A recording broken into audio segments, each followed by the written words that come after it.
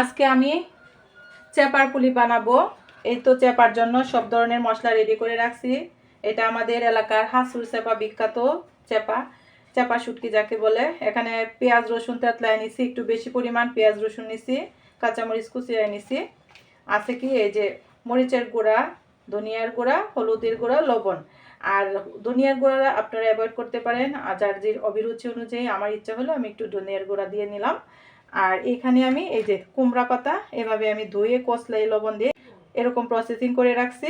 এবার আমি আগে চাপা শুটকিটা ভুনা করে নিব। তো আগে থেকে কড়াইয়ে তেল দিয়ে দিলাম, আর এখন আমি এই মশলাটা দিয়ে সবগুলো একসাথে দিয়ে দিতেছি। আগে তেলের মধ্যে একটু ভেজে তারপরে কষায় নিব। মশলাটা আমি পানি দিব না, এই যে তেলের মধ্যেই কষায় নিব।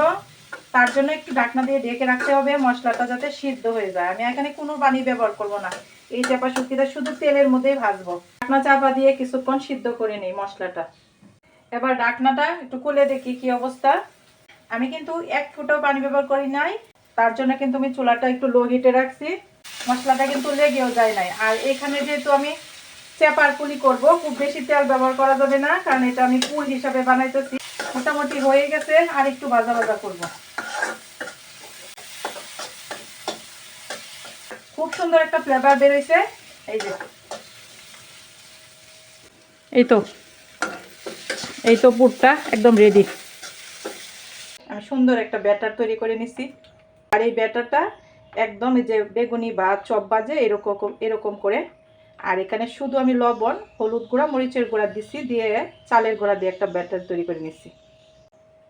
এখানে আমি দিয়ে দিলাম এভাবে। এখন আমি সুন্দর করে একটা শেপ দিব। এই পাশে হচ্ছে এইরকম, আর এই পাশটা এরকম। তেলটা গরম হয়ে গেছে, এই ব্যাটারটা এটা চুবাইয়ে তারপর দিয়ে দিব।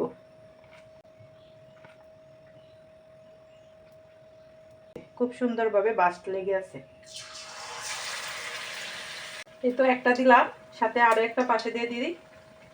পাশে দিয়ে দিলাম আর একটা। এই তো এই তো একটা হয়ে গেল। এটা আগে দিয়েছিলাম, এটা আগে দেওয়াতে এটা কিন্তু হয়ে গেছে। এই যে দেখেন কতটা লোভনীয় হয়েছে। এই যে এই তো দুইটা হয়ে গেছে, আর দুইটা হচ্ছে এই যে চুলায়। এই যে অনেক মচমচে হয়েছে কিন্তু। এই যে দুইটা কিন্তু একটা একটা দিয়ে কিন্তু পেট ভরে ভাত খাওয়া যায়। এই যে দেখেন কতটা লোভনীয় হয়েছে।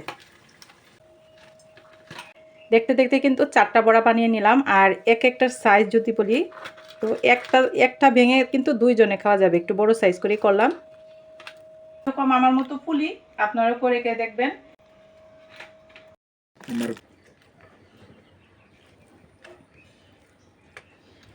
এই তো ভিতরে পুরটা কত সুন্দর হয়েছে দেখছেন, আর একদম মুসমুসে।